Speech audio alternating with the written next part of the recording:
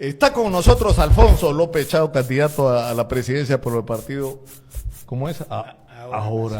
Ahora Nación.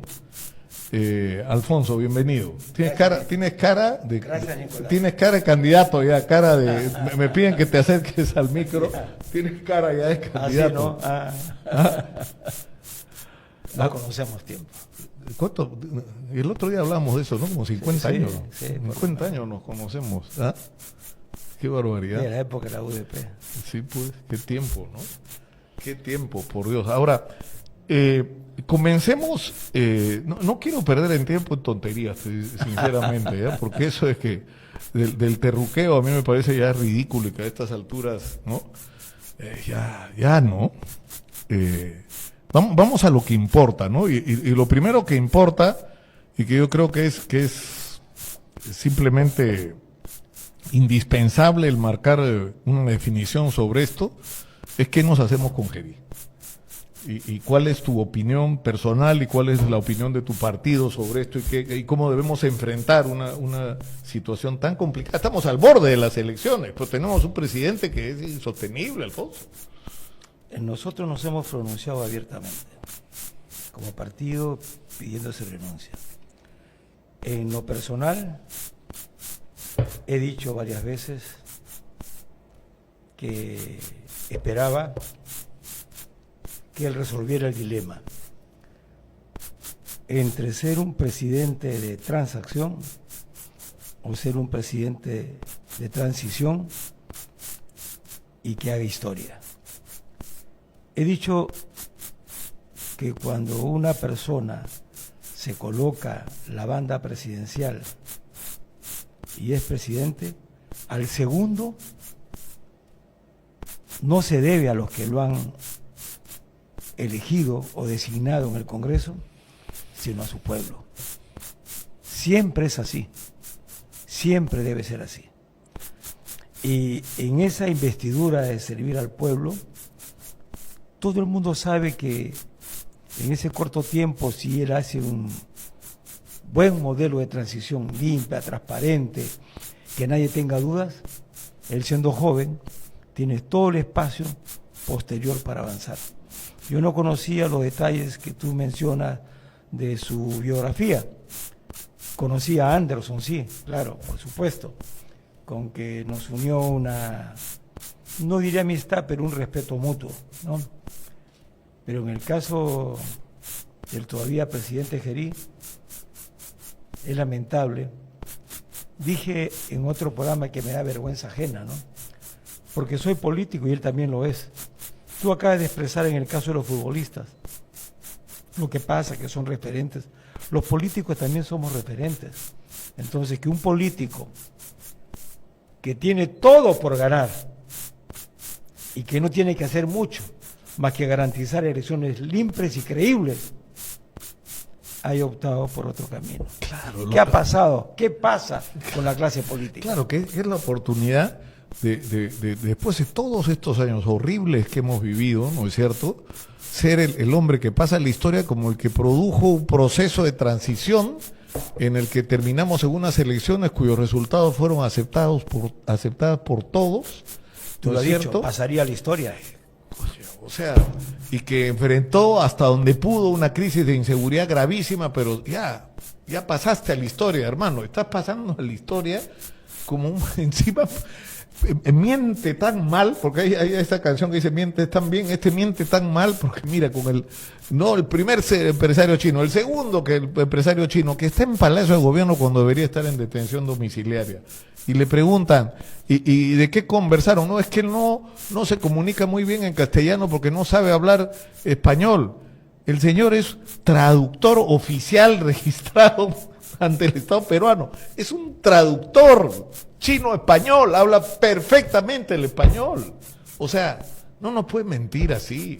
Aparte digamos, de que se ha reunido, las explicaciones mentirosas son lo peor, ¿no? ¿Qué se hace con eso? Yo digo, ¿qué está pasando con el país para que ocurra esto con nuestra clase política? ¿Cierto? El presidente no puede hacer por eso es, presidente, lo que los ciudadanos pueden hacer, ¿no? Lo que un periodista puede hacer, conversar, dialogar, te invitan, te piden fotos, ¿no? Yo voy a Puno, me piden fotos, vengo de un... Te están invitando a Piura ahí, mira. vengo de un congreso, de un seminario, un congreso de construcción civil, y todas las delegaciones me piden con Arequipa, con Puno, es muy normal. Buen jale tu vicepresidente. Es muy bueno, ¿no? Es muy bueno. Sí. Estoy contento y orgulloso de los invitados que hemos tenido. Estoy orgulloso de la plancha que hemos formado. Para muchos es la mejor plancha, ¿no? Pero eso lo dicen otros, no yo, ¿no? Pues digo para muchos. Me acompaña Luis Villanueva y Ruiz Buendía, premio internacional, ¿no? Como defensora de su comunidad y del planeta. Eso nos hace sentir orgullosos. Está Jaime Delgado, ¿no? Está obviamente también Indira Wilca, está Mirta. Bueno, está Harvey Colchado, que es un... Sí, sí, ¿no? sí. Y está el coronel Vica también, ¿no? Conocido como el coronel Vica. Son los que más conocen de seguridad, ¿no? Nos han ilustrado, nos han presentado sus concepciones sobre seguridad, y nos hemos sentido todos satisfechos con lo que hemos recibido, sus concepciones integral, ¿no? La más importante de todas que me llamó la atención es la investigación, la tecnología para escuchar. La decisión de escuchar, la decisión de planificar requiere dinero y requiere tecnología e innovación. Eso no se hace fácil. Tú puedes decir hay que escuchar, pero ¿cuánto cuesta el carro? ¿Cuánto cuesta la persona que pones ahí? Tiene que ser alimentada, X, ¿no? Pero creo que hay que ir con todo. Yo dije ayer que tomé la decisión de venirme de México, Nicolás. Yo decidí venirme al Tú Perú. tenías una vida hecha allá. O sea, eres una persona respetada en el mundo académico y político de México. Tienes un lugar ganado ahí, ¿no? Sí. O sea, no, tú no necesitabas venir al Perú. Es más, de alguna manera te arriesgabas a perder viniendo al Perú, ¿no es cierto? Tal cual. Me gradué con mención honorífica. Saqué mi doctorado con carta de felicitación y le debo a México mucho, mucho. Gané una beca del Estado mexicano y gané un concurso de cátedras para enseñar en la UAM Iztapalapa. Pero llega el momento que tú tienes que tomar decisiones, ¿no? Como la toma exitosa al mudarse. Todos pasamos por momentos que tenemos que decidir. Y entonces uno camina, uno piensa, uno conversa, pero finalmente tu conciencia te dice lo que tienes que hacer, ¿no? ¿Sabes lo que me llama la atención? Bueno, te conozco hace años, eres la misma persona que conocí en muchos sentidos, ¿no? Pero me sorprende tu serenidad. Es decir, estamos tan acostumbrados a los políticos gritones. Yo mismo me he vuelto un gritón sin quererlo, ¿no? Porque, o sea, uno recoge, me pasa a mí, ¿no? Tanta indignación, tanta molestia que siento la necesidad de expresarlo y me desahogo todas las mañanas con esos editoriales que hago en Exitoso. que la gente, acá también lo hago un poquito, Pero, ¿no? Nicolás, Todas las mañanas yo me desahogo y siento que la gente se desahoga conmigo, pero cuando te escucho, digo, la puta, qué serenidad de este condenado. O sea, pero no te creas, yo soy respondón. no, yo sé, pero digamos, la sensación que transmites es una sensación de un hombre sereno, ¿no es cierto? Que, ¿no? Ahora, ¿te das cuenta del tamaño de problemas que tenemos en el Perú hoy, no? Pero Para eso- empezar con el tema de inseguridad, ¿no? Claro, claro, pero en la vida, Nicolás, yo me encontraba entre lo que yo había bebido de México, yo había sentido una cultura, un clima espiritual en México. Me sentía cómodo. leía a sus grandes escritores, leí sus grandes personajes. Y te voy a contar una que te vas a alegrar. Yo te conozco y te vas a alegrar. Fui a México, mis adversarios aclararon, se ha ido a México, seguramente a hacer su propaganda. Yo fui a inaugurar un comité en Toluca y en la Ciudad de México. Y antes había ido a Washington para consolidar el comité. Estando en el almuerzo que nos dieron, había un ciudadano peruano, ¿no?, de apellido Robles, su hermano muy ligado a construcción civil, y me dice, ¿tú conoces la historia de Manuel Nicolás Corpancho? Yo sé de Corpancho porque el partido tiene su local central en la calle Corpancho, que es al costado del Estadio Nacional, por ahí acostadito. Me dice, él tenía 32 años y su nombre está en Palacio de Gobierno de México. Está homenajeado él ahí como mártir. 32 años. Él era embajador del Perú en México. Y había una guerra entre Maximiliano, el emperador francés que había invadido México, y Benito Juárez. Entonces, en un momento dado, las huestes de Benito Juárez, 20 juaristas, se asilan en la embajada del Perú. Y se planta Manuel Corpancho y no deja entrar a los invasores. Tú sabes, después de la historia, Benito Juárez deja el lugar físico y se va a hacer guerrillas y la resistencia para expulsar al invasor, cosa que logra y lo vence. Y manda el cadáver envuelto. Y él dice, para que nadie más se atreva a pisar la tierra mexicana. Pero bueno, en ese interín en que está en pleno poder Maximiliano, a Corpancho lo deportan a Cuba en barco. Y seguramente lo tiran al mar. Pero dicen que se enfermó.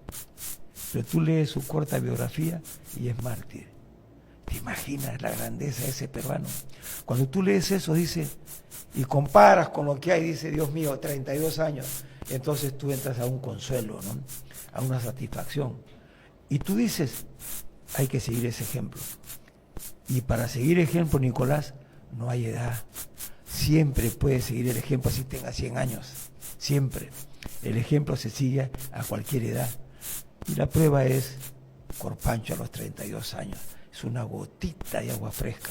Los conocí la noticia en México y la traigo ahora a tu programa prestigioso y lo comparto como una gota de agua fresca en medio de la bajeza que estamos viviendo, sí, pues de la canalla que vivimos. Yo digo, estamos ahí en el desagüe, ahí es donde está la política, ¿no? Y deberíamos estar, Alfonso, acá, porque no es solo que tenemos problemas serios, inseguridad, crisis económica, informalidad, ¿no?, falta de ser, ya sabemos lo que tenemos, pero lo tenemos en el otro lado, oportunidades como no hemos tenido nunca en la historia.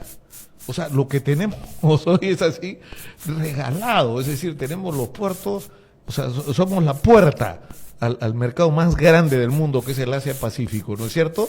Tenemos los minerales que el mundo necesita, tenemos la alimentación saludable que el mundo necesita, tenemos destinos turísticos, tenemos riqueza pesquera, tenemos un pulmón de oxígeno, tenemos agua, tenemos capacidad de producir energía renovable, y puedo seguir, o sea, con respecto a todo lo que, una sola de las cosas que enumero ya quisiera tener un país, y en base a eso progresar. Nosotros tenemos todas juntas. Pero ¿sabes qué aterra?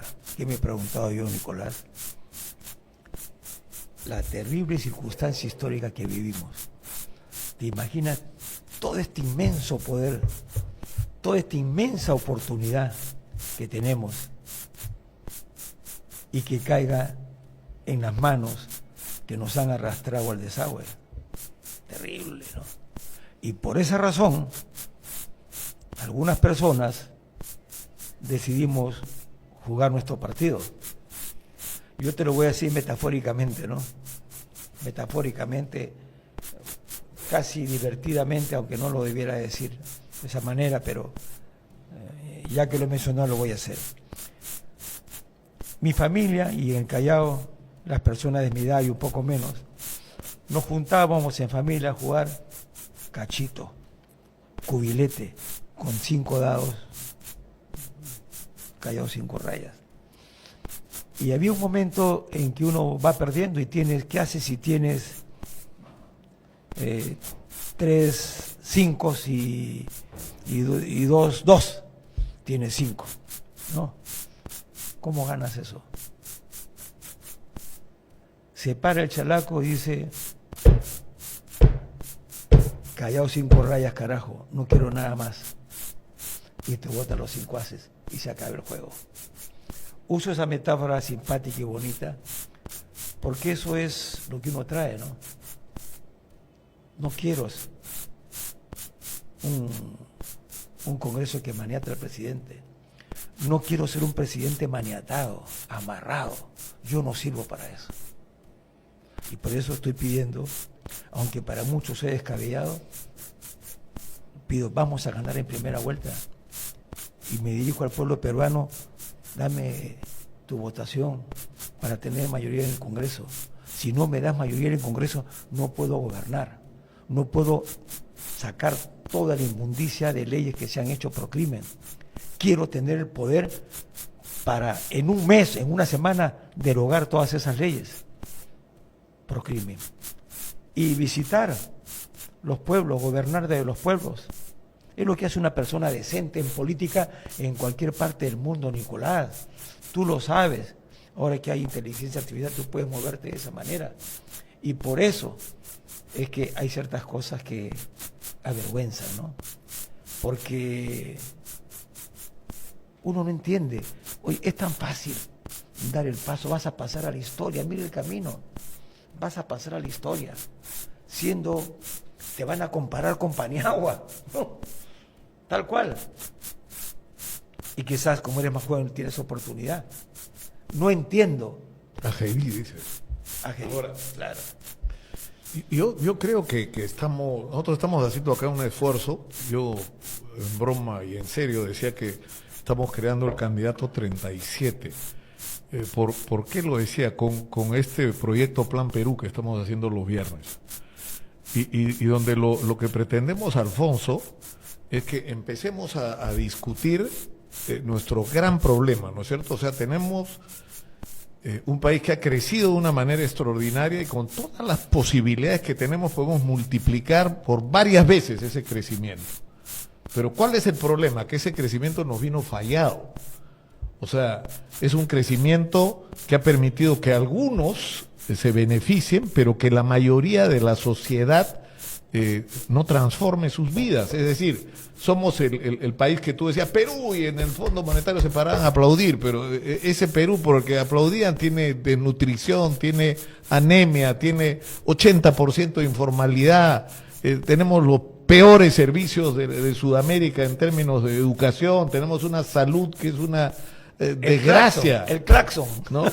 Es decir, la sordera. El transporte, no estamos conectados. Es decir, el otro día me decía el ingeniero Jorge Lazarte Conroy, que es un capo, que es una enciclopedia andante, me decía, abandonamos los trenes para hacer carreteras, porque en un momento teníamos trenes en todo el Perú y no Lima hemos Callao, asfaltado. Lima Callao, el tranvía. El primer tren fue el Lima Callao, el primer tren, 28 minutos desde el Callao hasta Lima.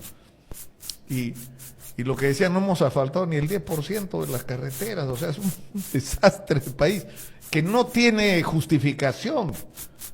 No tiene justificación, no es que no hemos generado riqueza, se ha generado mucha riqueza. Pero ¿cuál ha sido el problema? ¿Quién ha manejado esa riqueza y para quién se ha gobernado finalmente, ¿no? Nosotros le llamamos a ese proceso. Cuando me he preguntado lo que tú te preguntas, reflexioné en economía y reflexioné en política. Estamos hablando de política. Y dije, hay crisis de vanguardia, crisis de directorio, crisis de liderazgo se llama, crisis de élite. Y hay que trabajar para que existan las élites. Pero nadie quiere dar el primer paso. Porque cuando entras a ese proceso de construcción de élites, la gente dice, las únicas élites que valen son las de mi partido. Y ahí te fregaste. Mira, están escribiendo desde Argentina, qué cosa más loca. Mira, qué bonito. Está bien. Y entonces, no es posible entrar a una recuperación de la clase dirigencial peruana diciendo la única dirigencia que vale es la mía. Ahí estamos muertos. Entonces, hay que hacer una ingeniería social, como hace cualquier empresario para hacer la reingeniería de su empresa o de su medio de comunicación. Y nuestra reingeniería social y política, y la palabra no la invento yo, es la palabra de un gran científico, ¿no? Físico, Karl Popper, que escribió este hermoso libro, La sociedad abierta y sus enemigos.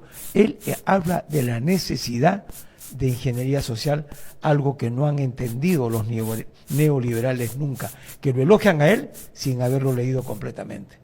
Pero esta ingeniería social nos debe llevar a que en el Perú existan solamente 3 grandes partidos, uno de centro, uno de izquierda y uno de derecha, que se alternan en la función pública según el favor de la votación. Entra un presidente de derecha, seguramente privilegia, digamos, el crecimiento a ciegas. El de izquierda le dirá, oye, hay mucha anemia, hay mucha pobreza, detente un poco, reparte. Si gobernara a alguien de izquierda, de repente sus ímpetus justicieros lo llevan a excederse en el gasto social y genera inflación. Y el de derecha le dirá, estás generando inflación, para un poco. Esa alternancia en el tiempo entre derecha e izquierda sería una bendición para el Perú. Sería una bendición, claro, porque se alterna. Pero te das cuenta que hay gente que piensa que el ejercicio de la política supone el que tu victoria tiene que ser la destrucción del otro. La destrucción, es decir, yo en un momento, yo te juro, después cuando hubo el momento más crítico del gobierno de Castillo, yo dije, ¿en qué momento empiezan los muertos acá? Lo único que faltó ahí fueron los balazos. Y estuvimos así, Alfonso, de que eso ocurriera, de que acá empezaran los muertos, ¿no? Pero habían algunos que gritaban, ¡muerte! O sea, el siguiente paso, ¿cuál era? O sea, que alguien no pensara como tú, que discrepara contigo, que pensara que el destino del país debía ir para allá y no para allá, merecía la muerte. O sea, por Dios, ¿no? Los que estamos recorriendo el país, nos decimos, yo me lo he dicho, ¿no? Yo me felicito. Una de las cosas por las que me alegra mucho ser candidato es haber tenido la oportunidad de viajar por tierra. Ese viaje de Cusco a Bancay y de Bancay a Andahuaylas es una belleza, una belleza. Cuando yo dije, ¿qué hemos hecho en 200 años? Cuando yo veo esos cerros, digo, con razón, las comunidades dicen los cerros hablan y son sagrados. Ah, pues, porque es una belleza, y la belleza es arte, y el arte conmueve el espíritu. Entonces tú dices, caramba, nos hemos acostumbrado a vivir sin carreteras, sin escuelas, sin hospitales, que el maestro viaje 4 horas. ¿Cómo es posible? Sabiendo que se puede hacer todo bien. Te pongo un ejemplo, tú hablas del tren. Todo el mundo habla de infraestructura y carreteras. El enfoque de ahora Nación, Nicolás, es el enfoque de ciudades. Ciudades. Porque si tú haces bien ciudades, está contemplado el desarrollo de la escuela, está contemplado el desarrollo de la posta médica, está contemplado el desarrollo del deporte, está contemplado la carretera.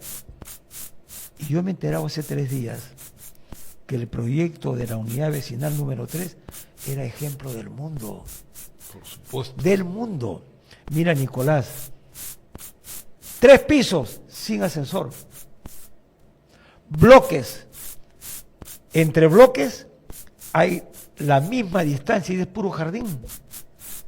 Tiene su iglesia, tiene su mercado, su cinema, su cancha de fútbol, su piscina y un bosque en el entorno.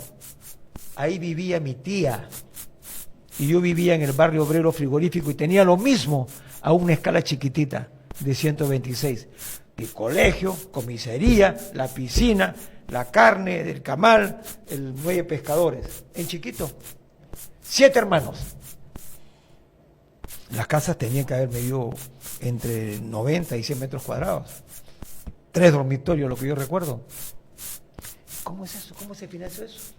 ¿Cómo se le dio esa casa a los obreros? Nicolás, porque seguramente algún gerente general inteligente dijo, ¿se afecta mi productividad? Si estos trabajadores tienen que venir de lejos, pues no. En ese entonces no había carretera y van a llegar tarde al trabajo, cansados, ¿no? Y van a ser más productivos si vienen temprano. ¿Y cómo llegan más temprano? Si yo le pongo casa al costado. Le construyo la casa y de su sueldo se lo descuento a 20 años. No hubo más. Y yo viví feliz. Y unidad vecinal número 3 del gran arquitecto Fernando Belaúnde de Terry, no tengo que copiar nada. Imagínate en Puno que tú generes unidades vecinales, esas es 1000 familias, Nicolás. Hazlo para 5.000 distintos puntos de Puno, en distintos puntos. Ya te estoy tasando, porque Gracias. Tú has hablado con Jorge Ruiz de Somocurcio.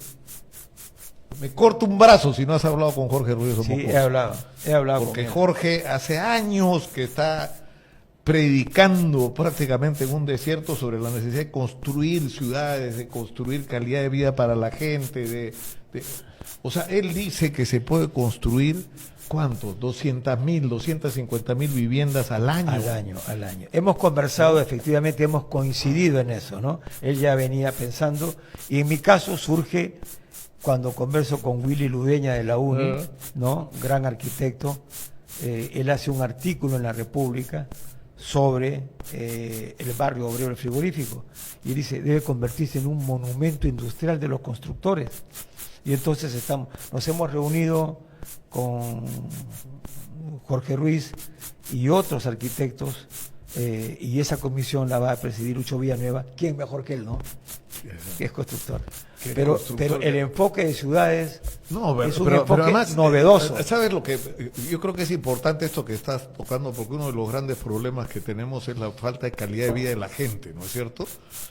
Y con Jorge hemos hablado mucho sobre esto, ¿no? Es un gran arquitecto. Porque es amigo, yo le tengo mucho aprecio, mucho cariño y mucho respeto. Es decir, está claro lo que hay que hacer, está ahí, ni siquiera es un problema de falta de recursos, porque recursos hay, tierra para hacer lo que hay que hacer también tenemos, o sea, tenemos, ¿no? Alianza público-privada puedes hacerla. Y gente, y constructores, porque tenemos constructores muy capos en el Perú, muy capos que te pueden hacer, ¿no es cierto? La unidad vecinal número 3 como proyecto es una belleza. Yo he viajado y no he visto en otras partes algo así. 3 pisos.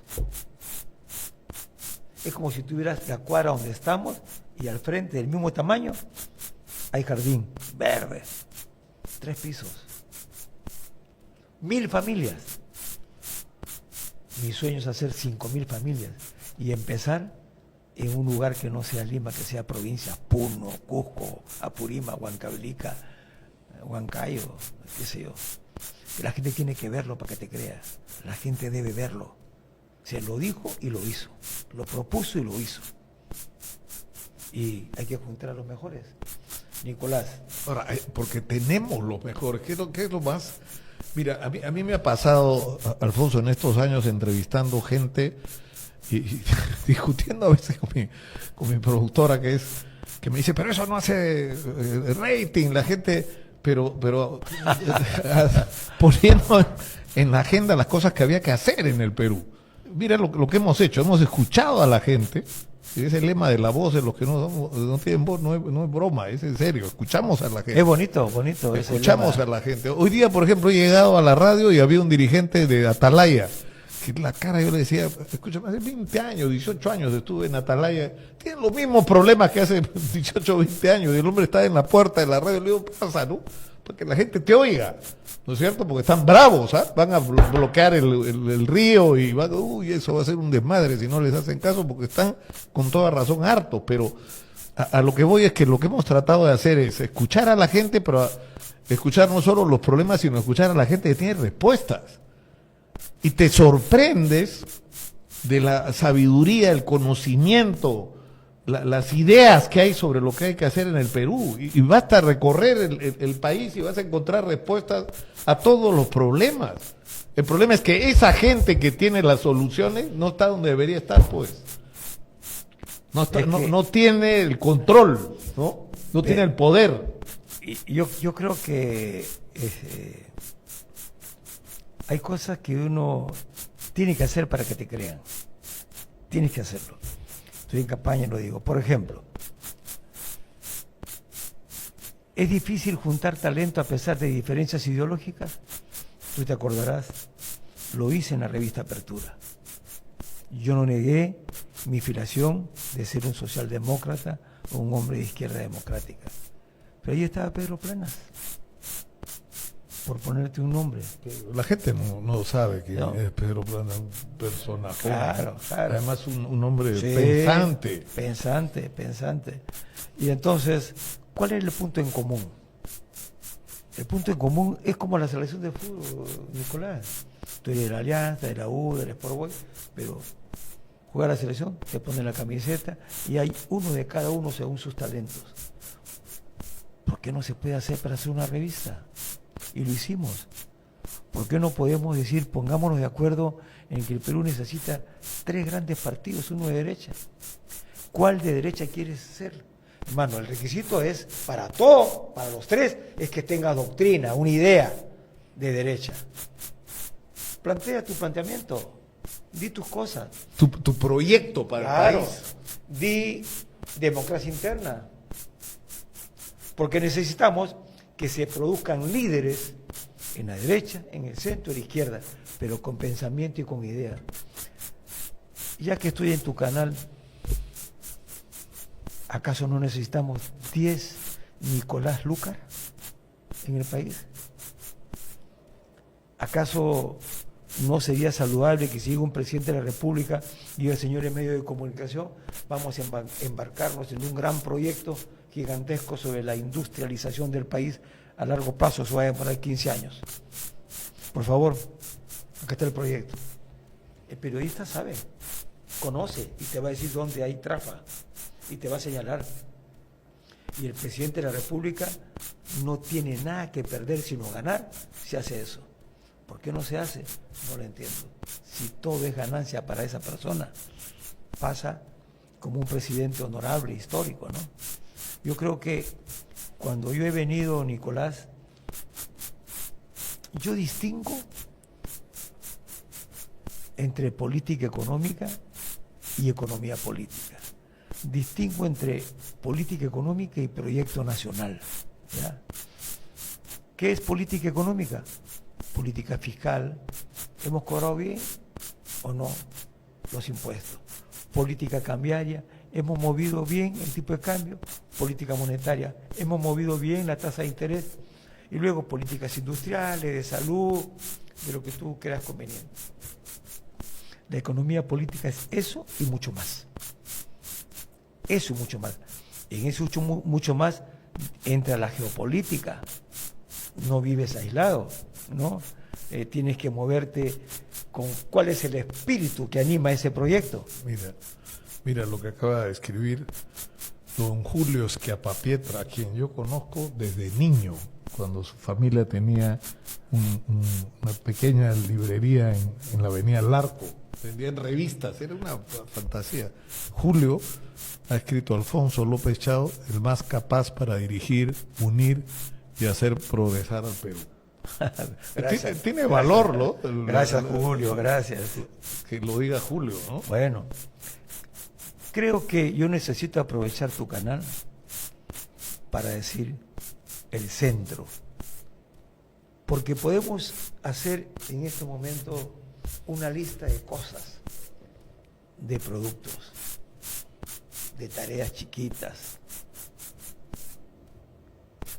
pues tienes que hablar al corazón. Es como tú tienes tu esposa, tus hijos, ya compran la bicicleta, el carrito, no sé qué, no sé cuánto. Pero si tú le dices, pero como yo te quiero, nadie te querrá, eso no lo repasa un chocolate ni una bicicleta, ¿no? Eso necesita el país. Que le digamos, pero como yo te quiero, nadie te querrá. Como lo decía también el Vals, ¿no? Alma, corazón y vida.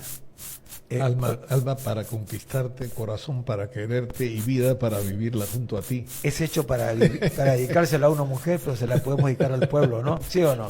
Estas 3 cositas nada más te doy. Estas 3 cositas nada más te doy. Oye, hablando de canción, no me has hecho caso con el himno que te compuse. Oye, llamamos lo pechado, chao. Llamamos 500 veces a la persona que me recomendaste, estamos listos y hasta ahora estamos esperando, pero cumplimos en llamar. Pero te decía yo, Nicolás, que ese factor se llama el concepto de nación. Yo quiero compartir con tu radio escucha, con tus televidentes, que Alfonso López Chao se presenta y quiere decir, yo quiero dar la vida, he regresado para luchar por un gran cambio. Hay 200 años de lágrima, de tristeza. Necesitamos un cambio de esa magnitud. En política, 3 grandes partidos. No estoy diciendo solo el mío. Ese cambio lo hacen 3 grandes partidos. Porque el mensaje es muy potente, porque tú estás diciendo no desaparezca, no los quiero ver desaparecer, los quiero ver organizados, quiero que sean interlocutores, quiero poder discutir con ustedes qué es lo mejor, quiero tratar de convencerlos, quiero que ustedes me traten de convencer a mí y en esa discusión saquemos lo mejor. Así es. No es tan difícil, es decir, hay que desterrar el odio, Alfonso. Y les digo lo siguiente, ¿no? O sea, dialogo con ese supuesto interlocutor. Antes has mencionado a varios líderes. Y le diría, hermano, te quiero compartir lo que pienso. Si quieres, llévate la idea y hazlo tú. Porque no es problema de quién la dice, ¿no? Que la gente que lo haga. Le digo, mira, no es lo mismo tener casa que tener hogar. No es lo mismo. Tú puedes tener casa y no tienes hogar. Tus hijos pueden vivir en tu casa. Todavía no tienen el hogar, o tienen hogar, aman a sus hijos, pero no tienen casa. Yo simplemente hago el símil. El Estado es la casa, la nación es el hogar. La nación, como el hogar, le puede decir a esa cosa fría, oye Estado, tú te nutres de mis jugos. ¿Quién eres tú? Tú debes servirme. Demórate un poquito. Yo tengo derechos como nación antes de que tú existas. Derecho a la vida, a la libertad, a progresar. Si tú no me das eso, yo tengo derecho a rebelarme. Tú debiste darme educación, salud. ¿Por qué no me has dado carreteras? ¿Dónde has estado? ¿Dónde has estado en estos 200 años? Has debido mirarme y conmigo crecías 5 veces más de lo que has crecido hasta la fecha. Déjame ser parte, no me ignores. No me conviertas en una nación cautiva. En estos días hemos visto un documental que nos avergüenza, ¿no? Que nos avergüenza. Ahí está la nación cautiva de la que he hablado muchas veces, ahí en el fondo. Eso es el de Corcuera, dice. Pero al mismo tiempo hay una energía social acumulada, ¿no? Tú la ves en ese levantarse a las 5 de la mañana para trabajar, en ese cariño de los padres con sus hijos en provincias, en esa mirada de esos niños. Hay una energía poderosa en ese Corpancho, ¿no? Que a los 32 años hizo lo que hizo. Y así tienes varios ejemplos. O lo que se hace en el periodismo. César Hildebrand escribió, dije ayer, en uno de sus libros una frase al final que es enteramente aplicable a los políticos, ¿no? Voy a recuperarla, ¿no? Porque me pareció muy lograda esa frase. Pero tú lo has dicho a tu manera, ¿no? Y las personas lo decimos a nuestra manera. ¿Qué está pasando? ¿Por qué no podemos poner grandes sueños? Un rector de Chota me dijo, Alfonso, el Perú no necesita tanto técnico, necesita más soñadores, porque solo los que sueñan generan despertares. Bonita frase, ¿no? Estás poético, Sergio Bonita está impresionado con tu floro. Los muchachos están impresionados con tu floro. Bueno, pero creo que es eso, ¿no? Es lo que mueve a los pueblos, lo que mueve a las naciones. O sea, nos ha faltado grandeza en el Perú. No hemos tenido élites bienhechoras, hay que construirlas, pero las élites bienhechoras no son de un solo partido, son de distintos partidos que conversan, que dialogan. Es la selección peruana del desarrollo, así se entiende mejor, ¿no? Tú sabes que ahora que hablas de... Me acuerdo de la Asamblea Constituyente, las amanecidas con ay a la torre, que era un loco que convocaba las sesiones, ¿te acuerdas? A las 10 de la noche, se terminaba a las 4 de la mañana. Y era un placer escuchar esas discusiones entre los viejos. Cornejo Chávez, Luis Alberto Sánchez, Luis Alberto Sánchez, Carlos Malpica y los Descanseco, jóvenes rebeldes, Javier Descanseco, ahí discutiendo con pasión, pero con inteligencia. Era una cosa donde... O sea, era un nivel de la... Y tú volteas ahora y miras lo que es la política y da vergüenza. Da vergüenza. O sea, es una cosa que tú no puedes creer que la política se haya degradado a tal nivel. O sea, que el presidente de la República salga y diga, pido perdón por encapucharme para ir a una reunión con un empresario chino. O sea, por Dios, ¿cómo es posible que ese señor sea presidente? Que sea la máxima expresión de la hacer política. Ahora, eso tiene que cambiar. Tiene que cambiar. Eso tiene que cambiar. Porque además, mira lo que te voy a decir, Alfonso. Yo ni siquiera creo que lo que está en discusión es lo que hay que hacer. Está más o menos claro lo que hay que hacer, por Dios. Y está la gente capaz para hacerlo. Ese no es el problema. El problema es en quién podemos confiar para que lo haga. Ese es nuestro problema. Que podemos confiar en que no nos va a robar, no nos va a traicionar, ¿no? Ese es nuestro problema. Tú puedes... hay cosas que no se entienden, ¿no? Que no se comprenden.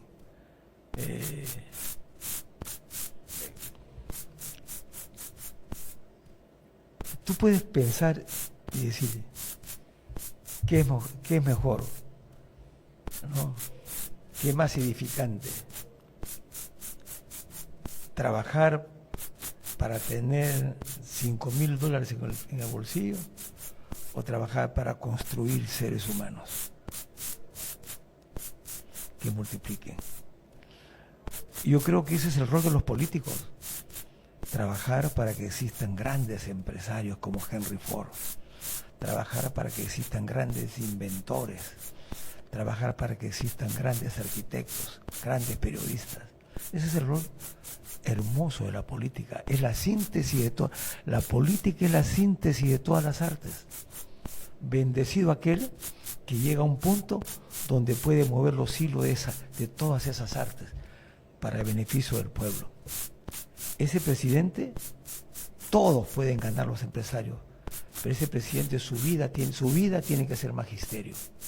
Su vida tiene que ser magisterio, como lo fue a su manera la vida de Víctor Andrés Belaúnde, de Basadre, de Mariatti y del mismo Haya, ¿no? Y ahora me he convertido en fanático de Manuel Nicolás Corpancho. Que, discúlpame, qué huevos, ¿no es cierto? Qué huevos, 32 años frente al emperador. Aquí no sale ningún juarista. Escucha, madre. Su nombre frente al Palacio de Gobierno de México. No hay comparación, pues. No hay comparación. De eso está llena la vida, las cosas. Yo comparo a Trump, le digo, yo donde vea a Trump, si yo fuera norteamericano, solo diría Lincoln, Lincoln, Lincoln. No, ni lo insultaría, Lincoln, Lincoln. Nada más, ¿no es cierto? Esa es la gran diferencia. Si vienen tiempos duros y ese presidente va a tener que lidiar también con esos problemas internacionales, ¿no? Claro, ahora, a mí me ha sorprendido la plancha tuya, ¿no? Tenemos una imagen de la plancha, ¿no?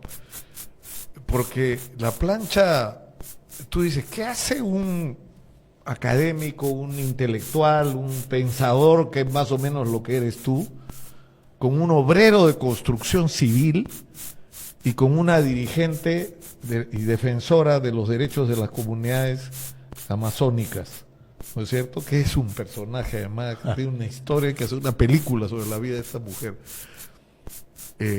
Y yo pensaba, sí, pues esto es o sea, ese es el Perú.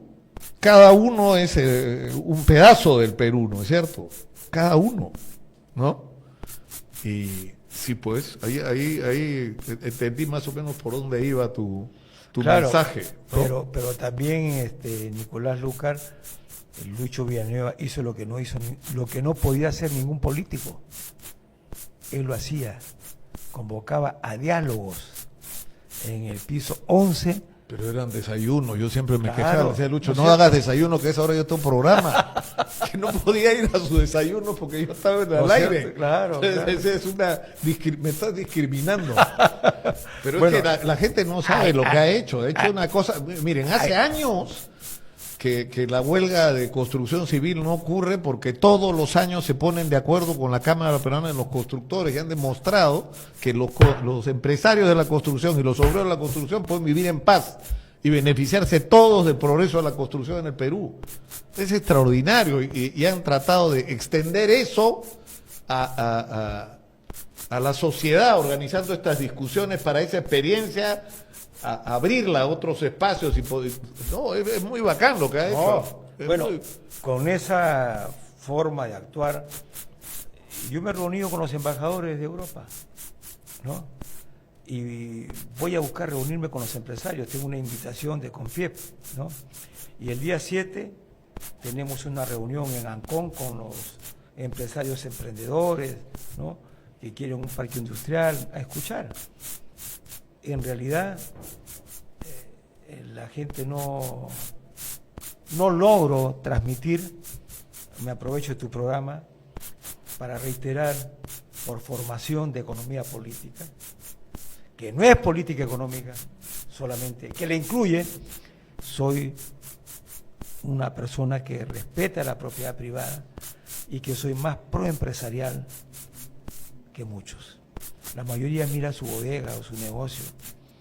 El economista de economía política mira el sistema empresarial, el sistema, y no tenemos sistema empresarial. Y entonces, como no lo tenemos, hay que conversar, dialogar y decirle: el Perú necesita estas carreteras. ¿Me las pueden hacer todas en 5 años? ¿Cómo conversamos? Aquí está su presidente para conversar esto. Ustedes háganlo. No quiero yo ser propietario de esas empresas. El Estado no debe serlo en ese caso. Pero a veces hay incomprensiones porque pesa la ideología, ¿no? Y la gente no distingue entre ideología y programa. Y hay que enseñar que la ideología es una creencia. Y tú puedes creer, pero si a ti te dicen que el programa, oye, el camino para comer ceviche conchas negras es en Tumbes, no en Tacna. Decidir eso se llama programa. Que el que lo decide sea de la Alianza Lima o el Boiso es otra cosa. Estamos hablando del programa. Un programa de revolución industrial, un programa de fomentar la agricultura familiar, un programa de escuelas, un programa de respeto a la salud. Estas colas que hay en el Loaiza. A las 11 de la noche van a hacer cola para que estar a las 8 de la mañana en una. Ojalá que, además lo digo para que lo hagan ahorita, ¿no? Oye, los hospitales están vacíos sábados y domingos. ¿Por qué tienen que estar en la calle? Absurdo, es absurdo, ¿no? O las oficinas para hacer trámites, por ejemplo, con el tema de la propiedad, aunque eso lo está promoviendo uno de tus competidores, Luna, que no deja de tener razón en ese punto. Decía, es absurdo que las oficinas de COFOPRI estén en San Isidro y que atiendan solo de lunes a viernes, cuando la gente que necesita ir a COFOPRI no vive en San Isidro precisamente, ¿no es cierto? Y está chambeando a las horas Claro. Entonces tienes que cambiar los horarios y cambiar los lugares donde... O sea, el Estado tiene que estar cerca de la gente para resolver los problemas, ¿no? El Estado tiene que ser recuperado para el pueblo. El Estado pertenece al pueblo. El Estado es el gobierno, es la democracia del pueblo, por el pueblo y para el pueblo. Y ese es Lincoln otra vez. Ese es el gran Lincoln. Tenemos que terminar. Alguna gente dirá, no han hablado de propuestas, no han insultado a los otros candidatos, pero hemos tenido una conversación para que la gente un poco te conozca, ¿no? Y a mí lo que me gusta, te soy sincero, es yo no sé por qué voy a votar, Alfonso. Yo hace años que no voto. Y no porque no haya habido elecciones, sino porque nadie ha podido. La última vez que voté, fíjate tú, fue por Toledo, la primera vez que fue candidato. Porque le creí. Es más, le hice un reportaje como de 20 y tantos minutos que lo pasó de otros no, me siento responsable, ¿no? Pero yo le creí su rollo ese de la educación, de que a mí nadie me va a decir lo que es la pobreza, porque yo me he ido a dormir sin haber comido. Me conmovió. Pero yo estoy pensando, como muchos peruanos, en quién, no es ni siquiera con quién estamos de acuerdo, en quién podemos confiar, Alfonso. Ese es nuestro dilema. Yo creo que estoy hablando a nombre de la inmensa mayoría de peruanos, porque lo que hay que hacer está claro, lo que hay que hacer. Hay montones de gente que tienen la respuesta, simplemente hay que reclutarlos y ponerlos a trabajar en lo que saben. El problema es en quién podemos confiar para que conduzca ese proceso, que no nos robe y que no nos traicione. Eso es todo, nada más. Bueno, eso es lo que estamos buscando. Y en serio creo que estoy hablando a nombre de muchísimos peruanos. Claro, te entiendo. Nosotros solo podemos mostrar lo que hemos hecho, que tiene que ver con lo que tú dices, y es un partido que nace de la juventud, de las protestas. Es un partido cuyo comité ejecutivo es integrado mayoritariamente por gente de provincia y jóvenes. Es un partido que ha hecho el milagro de construir un partido en poco tiempo, con todos sus comités, con sus procesos internos, con problemas, pero que apenas se detecta, se pone la cura o se corta radicalmente. Ese es el partido. Y ahora Nación, lo saben, ha sido construida para construir o fortalecer la nación peruana, para plantear la unidad nacional. Y tú sabes que lo hemos planteado siempre. Cuando dijimos esto en Izquierda Unida, la gente nos decía, ¿cómo es posible? Estás planteando unir generales y patrones. Claro, era una cosa que no se comprendía en un primer momento, pero ahora se comprende. Alfonso López Chao está planteando un modelo de crecimiento, desarrollo sostenible, no de un solo partido, ¿no? Está planteando soltar las amarras. El país está atorado, está amarrado, y eso se desata en las provincias. Y por eso yo te invito, vamos a tener nuestro lanzamiento en Puno el día 31 de este mes. Y esos votantes que decidan votar, ¿no? A mí yo digo, tú saludas, te agradezco mi forma de hablar, pero yo digo, no hay que mirar la boca, hay que mirar las manos. ¿Qué he hecho en 75 años? Por ejemplo, Izquierda Unida, he renunciado, ¿no? Cuando me quisieron poner en el comité directivo, dije no. Me volvieron a preguntar no, porque se habían dividido. Y necesitaba una Izquierda Unida, porque estaba pensando en estos tres grandes bloques, un gran bloque de izquierda, de centro y de derecha, y estaban rompiendo la primera columna. Me fui. Eso es lo que he hecho. ¿Qué más he hecho? He sido rector de la UNI, sin ser ingeniero y sin ser de la UNI, que no es poca cosa. He sido rector del Centro de Altos Estudios Militares, premiado como catedrático distinguido. Y finalmente he sido director del Banco Central de Reserva, elegido por el Congreso y propuesto por UPP. Pero de todo eso, lo que me enorgullece más que he hecho, he abierto las puertas a la juventud cuando podía ser masacrada, y lo volvería a hacer. Sentí que alguien me decía, uno siente como los poetas, ¿no? Para no hablar de religión. Cuando hubo las protestas, claro, y abriste la puerta de la UNI. Gente, abre las puertas, protege a tu pueblo, abre las puertas, protege a tu juventud. Ahí está el culpable. Que me dijo, rector, abajo hay unos estudiantes, sería bueno que vayas a saludarlos. Eso es lo que yo le puedo decir al pueblo. ¿Vota por mí? ¿Quieres votar por Ahora Nación? ¿Por este proyecto? Pregunta qué hemos hecho y qué vamos a hacer. No es de un solo partido, es una convocatoria a la unidad nacional. Ahora Nación ha nacido para unir y no separar. Ahí lo dejamos, ahí lo dejamos. Buen final. Has dejado movidos hasta Sergio, que es así medio... Los ha convencido, te diré, ¿eh? Los ha dejado anonadados acá. Ha ganado votos, dice el día del switcher.